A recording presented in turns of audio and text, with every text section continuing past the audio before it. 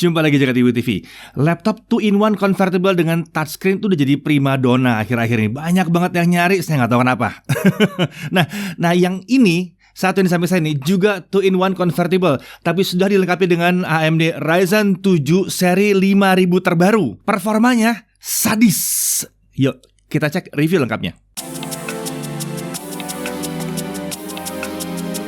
Ya, ini adalah Lenovo IdeaPad Flex 5, laptop convertible terbaru dari Lenovo dengan Ryzen 5000U series terbaru. Ya, prosesor ini adalah Ryzen 5700U. Codename-nya Lucien ya. Ya, ini masih pakai Zen 2 dengan fabrikasi 7 nanometer, 8 core, 16 thread, TDP 15 watt. Nah, untuk memori yang dipakai di laptop ini adalah 8GB DDR4 3200 dual channel. Sayangnya ini onboard, tidak ada slot SODIMM untuk upgrade. Untuk storage dia pakai 512GB SSD M.2 NVMe PCIe. Integrated graphics-nya tentunya pakai AMD Radeon Graphics dengan 512 stream prosesor dengan graphics clock 1900 MHz. Sayangnya emang kapasitas RAM sistemnya ini ada yang kepake sama si AMD Radeon Graphics ini dan kita nggak bisa nyeting. Ya, di sini disetting bahwa dia menggunakan 512 MB RAM sistem secara konsisten. Alokasi tersebut membuat Windows hanya bisa menggunakan RAM sebesar 7,4 GB kurang lebih. Nah, dari si bodinya form factor-nya adalah convertible atau 2-in-1. Form factor ini yang membuat Lenovo IdeaPad Flex 5 punya fungsi ganda, jadi bisa laptop biasa, jadi seperti tablet juga bisa. Untuk materialnya ini polikarbonat. Desainnya memang nggak banyak berbeda dengan IdeaPad Flex 5i yang pernah kita review sebelumnya ya. Secara keseluruhan sih kita bilang IdeaPad Flex 5 ini penampilan cukup stylish. Dengan pilihan warna ada graphite grey, ini yang kita uji, ada platinum grey, dan ada abyss blue juga. Nah, untuk dimensi panjangnya 32,1 cm, lebar 21,7 cm dengan ketebalan di sisi paling tipis 1,79 cm. Sisi paling tebalnya ada di 2,08 cm. Memang nggak tipis-tipis amat tapi udah lumayan. Namanya convertible ya, pasti agak sedikit tebal. Nah, untuk bobotnya, laptopnya doang itu sekitar 1,55 kg. Sementara untuk chargernya 230 gram, jadi ringan. Ini adalah charger 65 watt dengan konektor USB Type-C yang juga bisa dipakai buat ngecas smartphone kita. Nah, untuk di bawah-bawah total beratnya adalah 1,78 kg, jadi cukup jauh di bawah 2 kilo ya, ringan. Untuk display tentunya ini adalah touchscreen 14 inci dengan resolusi 1920x1080 pixel. 60 Hz, iyalah, bukan laptop gaming kan? Ini adalah layar IPS, tapi color gamutnya memang di 45% NTSC. Tingkat kecerahannya ada di 250 nits. Permukaan layar ini glossy ya, memang umum kalau untuk layar touchscreen.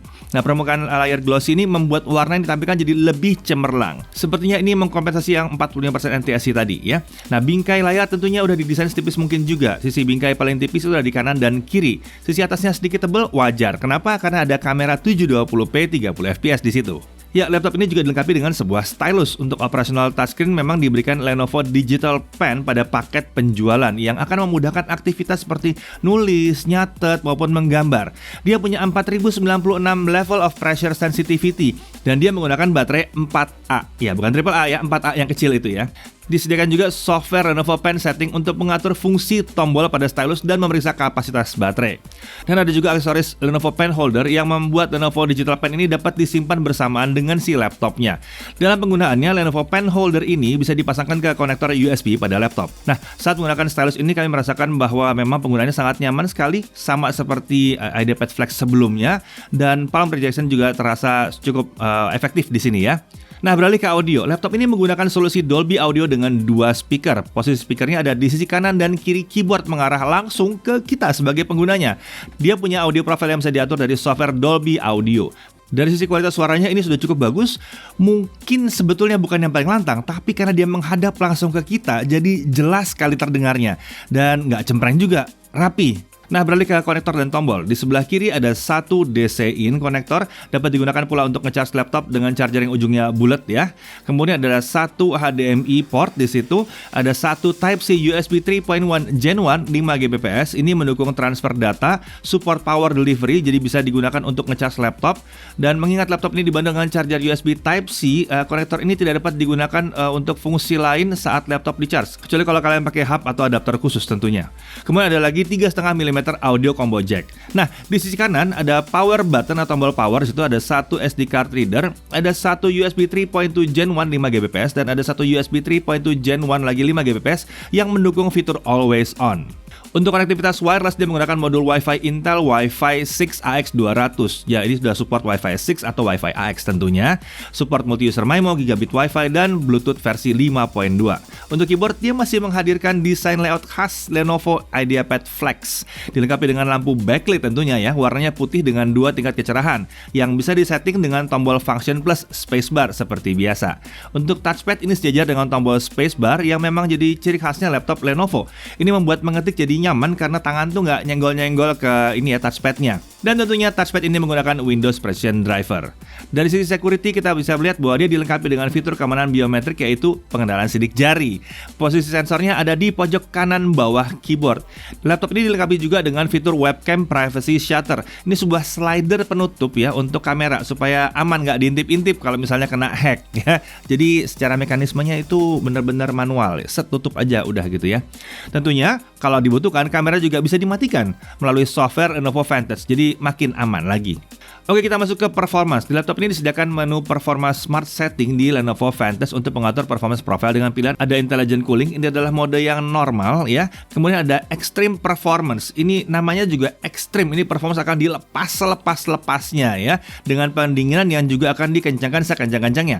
Kemudian ada mode battery saving, di mode ini laptop akan memaksimalkan daya baterainya tentunya ya. Nah, pengaturan power setting ini kita bisa langsung akses dengan menekan tombol function plus huruf Q. Oke, sekarang mari kita masuk langsung ke pengujian ya. Kita pakai Cinebench R15 seperti biasa untuk lihat konsistensi performanya. Pada mode intelligent cooling, burst-nya itu bisa mencapai 1625 poin dan masih bisa naik lebih tinggi lagi ke 1816 poin di mode extreme performance. Tentunya angka sebesar ini karena jumlah core-nya yang banyak ya. Nah, burst score ini memang sangat tinggi sekali, mengingat skor yang ini biasanya kita lihatnya hanya di laptop gaming, bukan di prosesor untuk laptop 2-in-1 convertible seperti ini. Sementara itu untuk sustain performance atau performa yang bisa dipertahankan pada mode intelligent cooling ada di kisaran 1460 sampai 1490 poin dan sedikit meningkat ke 1510 sampai 1530 kalau pakai mode extreme performance. Lagi-lagi, sustain performance seperti itu biasanya laptop gaming, bukan laptop 2-in-1 seperti ini. Nah, pada saat kita pindah ke penggunaan dengan baterai saja, ternyata performa prosesor dibatasi menjadi hanya di kisaran 1000 sampai 1100 poin dengan sesekali dia drop ke bawah 1000 poin. Skor ini masih tergolong tinggi sih sebenarnya ya. Jadi performanya udah tetap kencang, cuma memang dibatasi lah karena nggak ada suplai daya yang besar dari listrik. Oke, skor-skor tadi besar sekali, tapi memang itu untuk Cinebench. Mari kita langsung lihat performanya kalau kita menggunakan aplikasi yang real dengan Adobe Premiere CC 2021 seperti biasa. Nah, untuk exporting video, untuk setting 4K berhubung RAM-nya 8GB ini masih belum memadai, jadi kita langsung uji ke 1080p 60fps aja. Seperti biasa kita menggunakan video kita yang 2 menit 7 detik dan kita ekspor dari 1080p 60 ke 1080p 60 untuk YouTube ya. Saat kita menggunakan renderer Mercury Engine software only, kita bisa mendapatkan 6 menit 13 detik. Lumayan oke lah. Sementara itu kalau pakai OpenCL, sayangnya dia melamban ke 8 menit 20 detik ya. Jadi mendingan pakai software only aja gitu ya. Nah, skenario Full HD dengan OpenCL seperti ini memang sudah sering kita lihat sebagai anomali di beberapa sistem tertentu. Melihat hasil pengujian tadi, kami bisa bilang bahwa laptop ini memang cocoknya untuk edit video di 1080p aja ya, terutama yang 30 fps mungkin ya. Kalau yang 60 mungkin agak sedikit lebih lambat rasanya. Oke, itu buat ngedit video. Lalu bagaimana kalau buat gaming? Oke, kita lihat Dota 2 1920x1080, quality presetnya di fastest, rendering scale-nya di 100%, scene berat ada di 65 sampai 75 fps, sementara scene ringan bisa mencapai 100 fps. Selamat bermain Dota dengan laptop yang satu ini ya. Kemudian CSGO 1920x1080, quality presetnya di low, kita masih bisa dapat 100 sampai 140 fps. Wah, nggak 200 fps, tapi udah lumayan kencang ya. Kemudian untuk PES 2021 kita turunkan setting ke 1280x720, quality presetnya ada di low dengan render scale di 80% untuk mencapai kestabilan di 60 fps. Yang penting masih bisa dapat stabil 60 fps. Lumayan ya. Ini laptop 2-in-1 loh. Nah, beralih ke Genshin Impact 1920x1080, quality presetnya kita taruh di lowest, render scale-nya kita taruh di 1.0 ya. Ini rata-ratanya ada di sekitar 50 sampai 60 fps walaupun masih bisa drop sedikit di bawah 50 fps FPS di scene tertentu kalau lagi ada ledakan yang besar-besar banget atau loading awal gitu.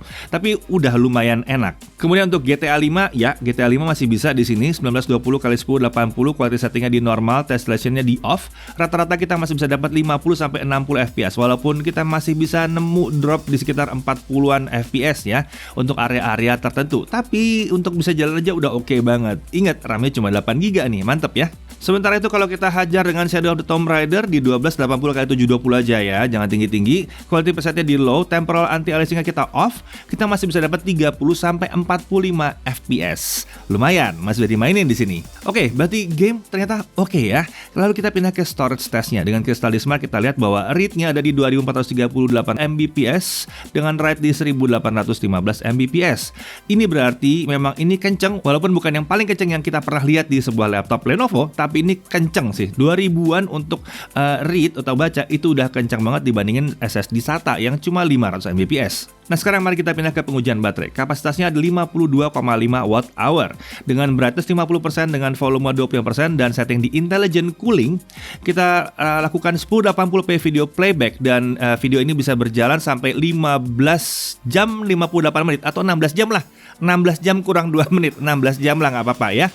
Lalu untuk web browsing dengan Chrome itu 13 jam 34 menit. Ini daya tahannya luar biasa banget mengingat performa prosesornya luar biasa kencang. Asik banget ya, convertible, kenceng, baterainya super irit. Ngecasnya gimana? Oke, dia punya dua pilihan, bisa rapid charge atau yang normal. Kalau tanpa rapid charge kita bisa lihat dari 0 sampai 100% kita butuh waktu 2 jam 11 menit. Ini cepet sih sebetulnya. Ini cepat, 2 jam 11 menit itu cepat, normal lah, normal. Kemudian kalau kita pakai rapid charge dari 0 sampai 100% itu butuh 1 jam 38 menit. Ini kencang banget ya. Nah selain adu cepet-cepetan, Lenovo juga berusaha untuk memperpanjang umur baterai karena katanya umur baterai diklaim bisa diperpanjang dengan mengaktifkan fitur conservation mode di software Lenovo Vantage yang akan membuat baterai hanya diisi hingga kapasitas sekitar 55-60% aja saat charger dicolok terus-terusan. Oke, sekarang mari kita pindah ke sistem pendingin. Lenovo IdeaPad Flex 5 ini menggunakan sistem pendingin dilengkapi dengan 2 buah heat pipe dan 1 buah kipas berukuran cukup besar. Ventilasi pembuangan udara panasnya mengarah ke belakang. Untuk suhu kerja kita pakai Cinebench R15 lagi, kita loop lagi ya. Di setting intelligent cooling kita bisa melihat bahwa suhunya itu berfluktuatif antara 76 sampai 82 derajat Celcius selama pengujian berlangsung. Ini oke banget, ini mantap sekali, ingat performanya yang tinggi banget ya. Nah lalu kalau kita pindah ke extreme performance, ini mesti diingat-ingat, namanya mode ekstrim ya. Jadi performa ekstrim akan disuguhkan, tapi sudah sewajarnya kita hati-hati karena ekstrim kan. Di awal pengujian saat performa prosesor masih dilepas banget, suhu prosesornya ternyata bisa mencapai 99 sampai 100 derajat Celcius. Ekstrim. Tapi kemudian suhunya perlahan turun dan fluktuatif di kisaran 86 sampai 92 derajat Celcius. Meski suhunya cukup tinggi di awal ya, sebenarnya ini masih cukup tertanggulangi lah ya. Tapi memang ini berarti kalau emang kalian mau pakai extreme performance sebaiknya di ruangan yang dingin. Sebagai catatan, yang penting diperhatikan bahwa suhu tinggi ini hanya kami temukan di Cinebench aja untuk sementara waktu. Mungkin karena aplikasi yang satu ini hanya memaksakan penggunaan core hingga maksimum aja. Rata-rata aplikasi konten kreator dan yang multitasking sekalipun itu sudah tidak melakukan hal seperti ini lagi. Nah, uniknya juga dengan perbedaan performa yang tidak terlampau signifikan, mode intelligent cooling tampaknya menawarkan suhu kerja yang lebih mantap, lebih oke untuk penggunaan sehari-hari. Dan performanya tadi ya, nggak jauh beda sama yang ekstrim. Oke, sekarang mari kita lihat kalau kita pakai Premiere. Ya, kita video export dengan GPU aja. Kita lihat dengan intelligent cooling, kita lihat bahwa suhu prosesor ada di kisaran 60-70 derajat Celcius, sementara GPU AMD-nya dicek sekitar 57-63 derajat Celcius. Dingin. Dan di setting extreme performance ini menarik, di mode ini suhu prosesor nggak ada perubahan, sekitar 60-70 derajat Celcius juga. Dan GPU AMD juga sekitaran 55-60an derajat Celcius juga.